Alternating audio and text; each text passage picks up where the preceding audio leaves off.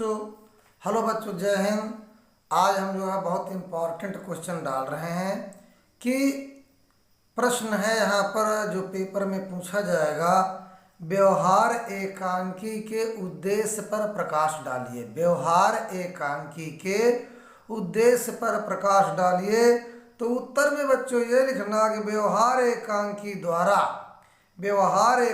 द्वारा लेखक ने ब्रिटिश शासन में कष्ट भोग रहे, जब अंग्रेजों का शासन था, ब्रिटिश शासन है ना, ब्रिटिश शासन में कष्ट भोग रहे किसानों को जागृत तथा स्वतंत्रता पूर्वक स्वाभिमान के साथ काम करने का संदेश दिया गया है ना।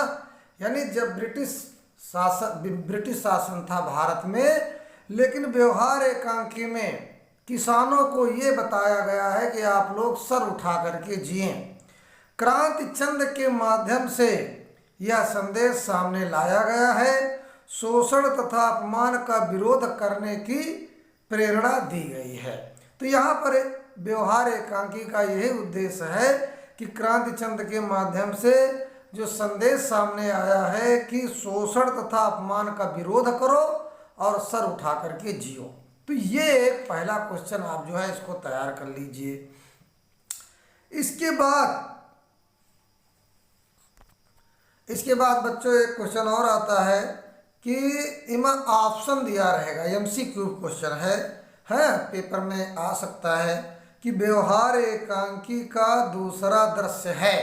ऑप्शन में देखो, नंबर आ गांव के एक मकान का कोठा, नंबर बा नगर में रघुराज सिंह के महल की एक बालकनी, नंबर सा रघुराज सिंह के महल की बालकनी।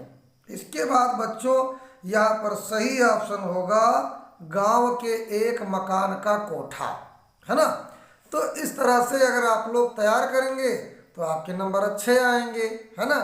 हमें जो है जब कोई एकांकी पढ़ना चाहिए तो हमें पूरा जो है उसमें ध्यान देना चाहिए। दूसरा है कि व्यवहार एकांकी में रघुराज सिंह हैं। अगर आपने इस लेसन को अच्छे से पढ़ा होगा तो रघुराज सिंह ने व्यवहार एकांकी में कौन सा रोल अदा किया, क्या है उसमें, तो आपको जरूर मिलेगा। तो यहाँ पर नंबर आ ऑप्शन में है मैनेजर, नंबर बा है जमींदार और नंबर सा है किसान, है ना।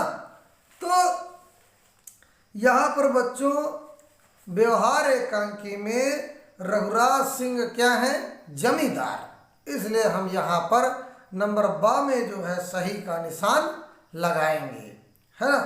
काफ़ी बच्चे ऐसे होते हैं जो पीछे, जैसे हिंदी किताब में आपने एकांकी पढ़ा और पीछे जो है जो एक्सरसाइज है उस पर नहीं ध्यान देते हैं और इसीलिए उनका आगे जो है बेस कमज़ोर हो जाता है।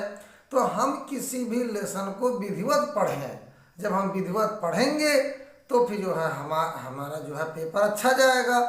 और कक्षा 9 में तो हिंदी ज़्यादा पढ़नी चाहिए, ग्रामर भी पढ़ो, व्याकरण भी पढ़ो, जिससे जो है हमारा हाई स्कूल अच्छे से मजबूत हो, है ना।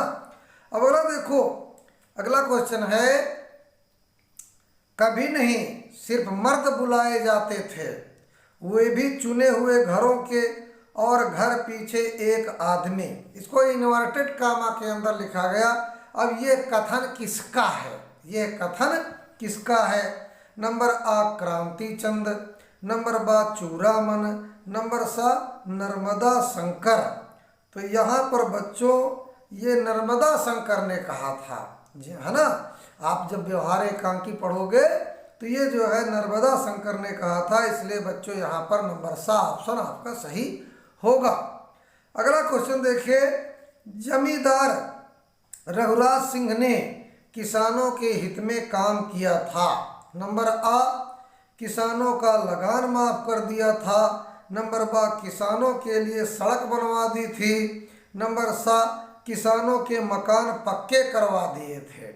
तो यहाँ पर जो बच्चों ऑप्शन सही होगा आपका जो है किसानों का लगान माफ कर दिया था।